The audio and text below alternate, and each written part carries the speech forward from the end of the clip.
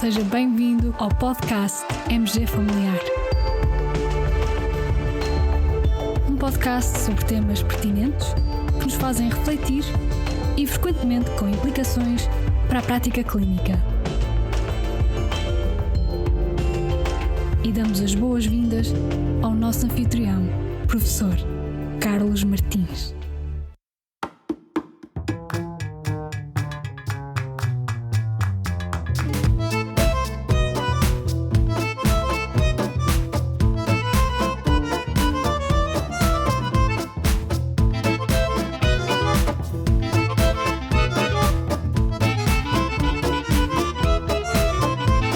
Caros colegas, sejam bem-vindos a mais um episódio do nosso podcast MG Familiar e desta vez temos um Journal Club com a nossa colega Rosália Páscoa que nos vai trazer uma proposta inovadora para a redefinição de obesidade. Olá Rosália, bem-vinda ao nosso podcast. Olá, Viva, obrigada. Então, qual é o artigo que nos trazes hoje? Ora então, hoje temos em destaque a publicação de uma comissão do The Lancet Diabetes and Endocrinology de meados de janeiro de 2025 e que se intitula Definition and Diagnostic Criteria of Clinical Obesity. E basicamente aqui os autores debruçaram sobre o facto do IMC trazer bastantes limitações associadas ao conceito de obesidade.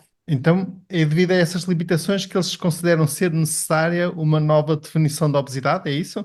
Isso mesmo, eles consideram que o IMC tem essencialmente três limitações muito concretas para ser igual a diagnóstico de obesidade. Portanto, não é uma medida direta de gordura corporal, não informa também sobre a distribuição desta gordura corporal e não determina sequer quando o excesso de gordura corporal pode representar um problema de saúde. Isso significa que, na prática, por exemplo, poderemos ter indivíduos com excesso de gordura corporal, mas nem sempre têm um IMC superior a 30, o que significa que o seu risco até pode passar despercebido. Por outro lado, também podemos ter indivíduos com elevada massa muscular, por exemplo, atletas, que tendem a apresentar IMCs elevados e superiores a 30 e que, apesar de terem uma quantidade normal de gordura corporal, podem diagnosticar, digamos, obesidade quando nos focamos apenas e só no IMC. E então, perante estas limitações reconhecidas e até já debatidas há alguns anos do IMC, enquanto medida definidora da obesidade, qual é a nova estratégia, qual é a nova definição da obesidade que é proposta por este grupo de peritos?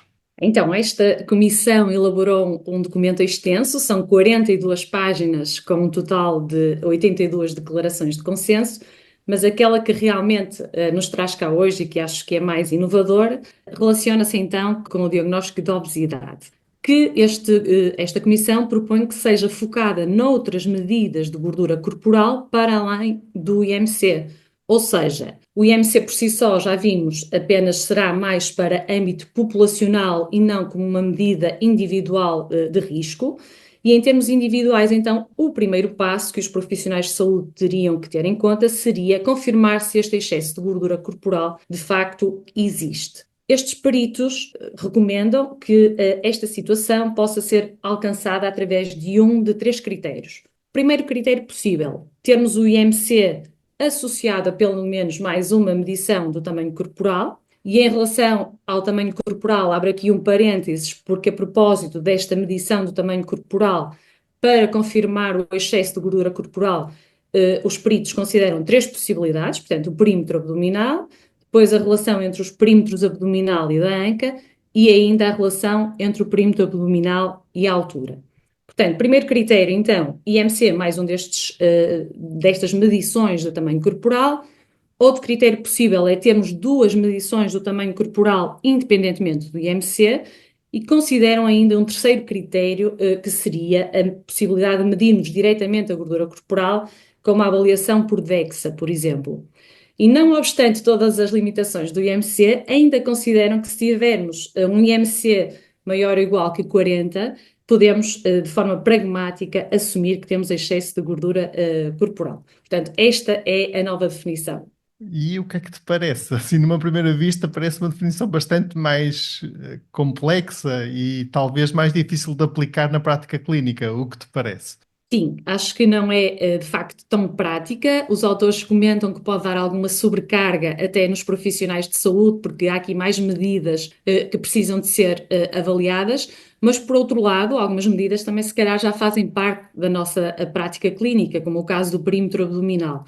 No âmbito dos cuidados de saúde primários, por norma, já fazemos essa medição. Em alguns aspectos, eu diria até que já fazemos esta contextualização do IMC com o perímetro abdominal. Portanto, existirá sim alguma mudança, mas no papel, pelo menos naquilo que são o delinear destas orientações, mas na prática, às vezes já temos em conta estes critérios. Sim, algumas destas novas medições até podem exigir investimento em equipamentos novos, nomeadamente estou a pensar no DEXA, nos medidores de gordura corporal, e até um certo treino dos profissionais de saúde para a implementação desta nova definição.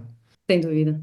Além dessa dificuldade de implementação, eu queria também considerar aqui alguns aspectos. Por um lado, as pessoas que vivem com obesidade enfrentam já alguns preconceitos e estigmas substanciais na nossa sociedade. E, além da sociedade em geral, por vezes somos nós próprios, profissionais de saúde, que ao abordar este tema junto dos pacientes, o fazemos às vezes com uma linguagem não tão apropriada e também ela às vezes impregnada por esses preconceitos. Portanto, eu gostava de deixar aqui esta mensagem de quando abordarmos este tema junto dos nossos pacientes, temos sempre algum cuidado e alguma delicadeza comunicacional, seguirmos as boas estratégias da comunicação clínica. E em relação a esta proposta de uma nova definição, de um ponto de vista teórico, realmente ela parece fazer sentido. Penso que também seja essa a tua opinião, Rosália.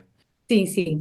De facto, para além desta nova definição, eles também introduzem a ideia de pensarmos a obesidade em duas novas categorias, e acho que isso, mais até do que a definição, para mim faz bastante sentido. Temos duas novas categorias, por um lado a pré-clínica e por outro lado a clínica. Quando temos a obesidade pré-clínica, temos de facto o excesso de gordura corporal confirmado que se associa a um nível variado ou variável de risco para a saúde, mas ainda não temos doença em curso. Portanto, não há evidência de alteração de função de órgãos devido a esta questão da obesidade.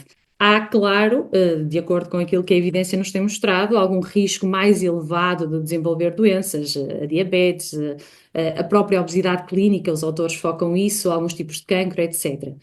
Passando então para a obesidade clínica, que é aquela que os autores também pensam contemplar para uma intervenção mais prática e mais direta, portanto mais prioritária, já temos aqui doença crónica. A doença crónica que é causada exclusivamente pelo excesso desta gordura corporal e há sinais e sintomas de disfunção orgânica associada a esse fator, com redução da capacidade para realizar as atividades de vida diária. Acho que esse cariz mais funcional é muito relevante e interessa muito, importa muito para a prática e para a realidade dos nossos utentes. E nesse aspecto também, então, termos uma realidade pré-clínica versus clínica vai nos ajudar a perceber se as intervenções têm que ser mais ou menos ativas e como poderemos orientar de uma forma mais ajustada a nossa prática.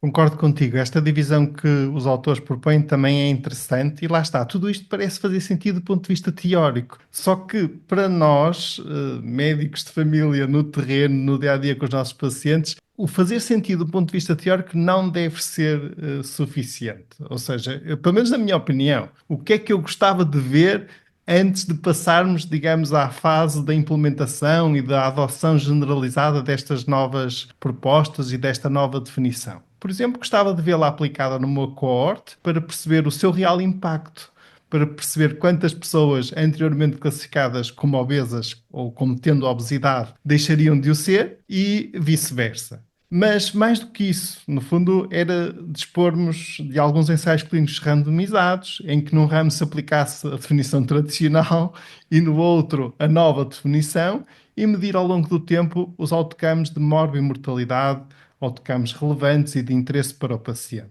É que pode acontecer que até nem exista tanta diferença assim nesses outcomes. Por outro lado, até pode ser que sim, não sabemos, não é? Mas enquanto não se estudar estes aspectos, não conseguimos saber se o investimento em equipamentos, em recursos, em tempo, em treino dos profissionais de saúde, que esta nova definição implica, realmente se justifica. E a história da medicina mostra-nos que a adoção de novas definições de doença ou de conceitos, só porque em teoria parecem fazer sentido, por vezes na prática podem não surtir o efeito esperado e por isso preferimos que sejam devidamente avaliadas do ponto de vista de impacto e com evidência científica de boa qualidade. Pelo menos esta é a minha perspectiva. Não sei o que pensas sobre... Sim, é uma perspectiva que eu também partilho e até gostaria de reforçar, assim, já em jeito de conclusão, que de facto aquela que vem sendo a minha experiência profissional e que creio vem muito alinhada com a realidade dos nossos cuidados de saúde primários, é que estamos muito no dia a dia sempre a falar de obesidade clínica, portanto, aquilo que realmente os autores têm algum cuidado em fazer a destrinça, eu acho que estamos sempre a falar no nível superior de risco. E, efetivamente, por norma, na nossa prática, não estamos só a olhar para o IMC. De uma forma subjetiva, caso a caso, já é habitual enquadrarmos no mesmo indivíduo vários fatores de risco e, portanto, quando olhamos para um mesmo indivíduo, não olhamos só para o IMC. E, para além disso, mesmo até de forma objetiva, como há pouco já tinha comentado, já é muito habitual avaliarmos outros parâmetros para além do IMC, como o perímetro abdominal. Portanto, estas circunstâncias que aqui estão elencadas já nos são muito do dia a dia. Eu acho que a principal lacuna continua a ser, de facto, que as políticas de saúde possam organizar os serviços e priorizar aquilo que são as medidas que possam depois efetivamente dar resposta a esta problemática da obesidade. Sim, e aí claramente necessitamos de mais profissionais, porque o médico de família não tem tempo suficiente para fazer tudo o que é necessário nesta área, nomeadamente estamos a pensar, por exemplo, em nutricionistas, psicólogos, que podem ser muito úteis a ajudar as pessoas a perder peso e em programas dietéticos e programas de perda de peso, de atividade física, etc, etc. Portanto, há aqui muito trabalho também que pode ser feito. Rosália, este Jornal Clube está mesmo muito interessante, mas eu não quero também, digamos, perder esta oportunidade de partilhar com os nossos colegas, muitos deles se calhar não sabem, mas tu foste a primeira autora de um trabalho que a nossa equipa de investigação realizou e em que se fez precisamente a caracterização da população obesa com base em dados do mundo real, no fundo com base nos registros clínicos efetuados pelos nossos colegas médicos de família da região norte de Portugal. E esse estudo nós vamos partilhá-lo juntamente com este episódio do podcast e está publicado na BMC Primary Care. Um trabalho também muito interessante e sobre o qual te dou os parabéns com muito gosto. Obrigada, na verdade foi um trabalho de equipa, da nossa equipa, e que, sim, e que muito me orgulha. O nosso critério para a definição de IMC partiu da classificação ICPC-2 dos cuidados de saúde primários e, portanto, associada ao IMC maior ou igual que 30, mas independentemente deste estudo que hoje nos trouxemos aqui ao podcast, na verdade, em termos populacionais, os autores consideram que faz sentido considerarmos o IMC. Caso a caso é que não podemos ser apenas redutores e não podemos só considerar o IMC. E esse estudo que publicamos dá nota de que a obesidade tem, de facto, muito impacto individual, muito impacto nos serviços de saúde, nos recursos que temos que colocar em marcha para dar resposta às necessidades das pessoas que têm obesidade. É verdade, e colegas, depois podem ler então esse artigo. Chegamos a uma prevalência da obesidade de 10,2%, sendo essa prevalência superior no grupo etário entre os 65 e os 74, onde atinge os 16%. Conclusões interessantes. Depois também apresentamos as comorbilidades associadas aos doentes com obesidade. Convidamos-vos então a ler esse artigo. Rosália, foi um gosto ter-te connosco neste Journal Club. Muito obrigado. Obrigada eu e até uma próxima oportunidade. Até à próxima. Caros colegas, obrigado por estarem desse lado, por terem ouvido este episódio. Fiquem bem, continuem bem. Até ao próximo.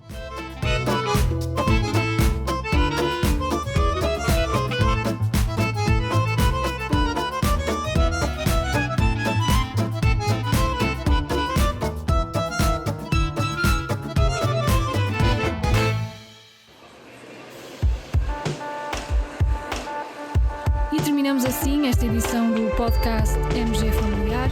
Muito obrigada por nos ouvir. Se desejar completar a sua leitura, muitos dos conteúdos abordados neste podcast estão disponíveis em www.mgfamiliar.net. Até ao próximo episódio.